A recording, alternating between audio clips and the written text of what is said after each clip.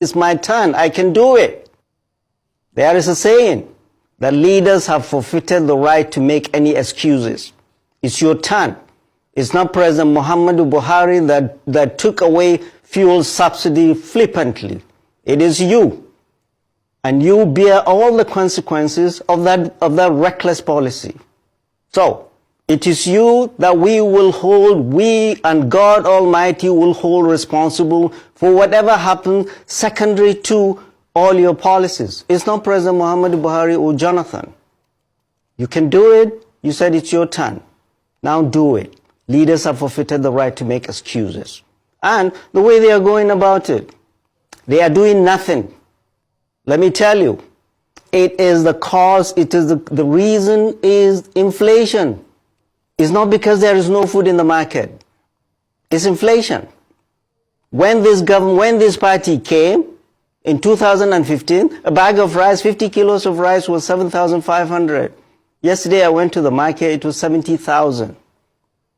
Maize, 60,000. How much is the minimum wage? 30,000. How much does a soldier in the war front earn? 50,000. How much does the police recruit earn, constable earns? About that. They cannot even buy rice. 30,000 in those who work. What is the percentage of Nigerians that work? So, Mr. President, sit up. This is no time for excuses. Leaders have forfeited the right to make excuses. And the way they are doing it is, they're thinking of price control. They are thinking of busting warehouses. Hello, I'm old enough to have seen 14 administrations. Clearly, from that of General Yakubu Gowon to currently President Bola Ahmed Tinubu.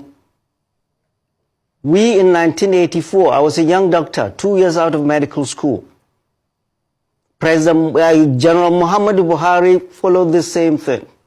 Price control, busting warehouses. Where did it take us?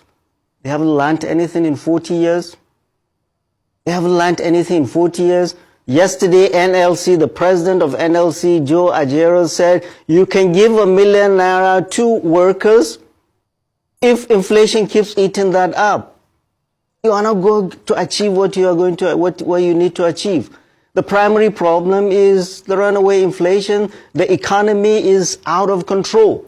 The managers of our economy, they are drowning. They don't know what to do. They are the ones that cause the deterioration of the exchange rate of the naira, the inflation we see, and the cost of food and everything in the market. It is not availability. There is food in the market. What I call on all the governors of this country and the president, everything should stop still. This is no time to build bridges or flyovers.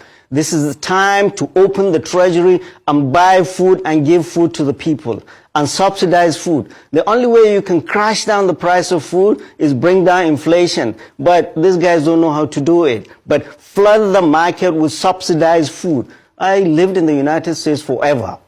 Everywhere in the world there is subsidy on food. You go to the supermarket, everything has tax. But food item does not have tax. Why? Because leaders of those countries know that hunger in any land has national security implications. But apparently, the national security team of this president and the president himself do not see the national security implications of hunger in the land. There is food in the land. The state and the federal government should open the treasury, buy food, import food, ship food into this country. There is an emergency, and feed our people. Their salaries cannot pay for food, cannot pay for rent, cannot pay for school fees. People are dying in the land. They are here in Abuja buying SUVs. With our compliant National Assembly, that says nothing. We are raising our voices the moment you hear our traditional rulers. The Oni of Ife said the same. People are suffering. Politicians know nothing about the people. They live with the people. You don't listen to that? You are here creating committees, one committee after the other. They are sitting and drinking tea while people are dying. No. Your economic policy is not working. There is hunger in the land. And there is trouble ahead. No nation will have peace if there is hunger in the land. No military, no matter how strong, no police, no matter how strong, can quell the anger of a people that are hungry in the midst of plenty. So our call to the president and all the governors should make food available, forget this price control, forget this busting warehouses, bring in food, buy food from the market and subsidize food for the people while you keep wrestling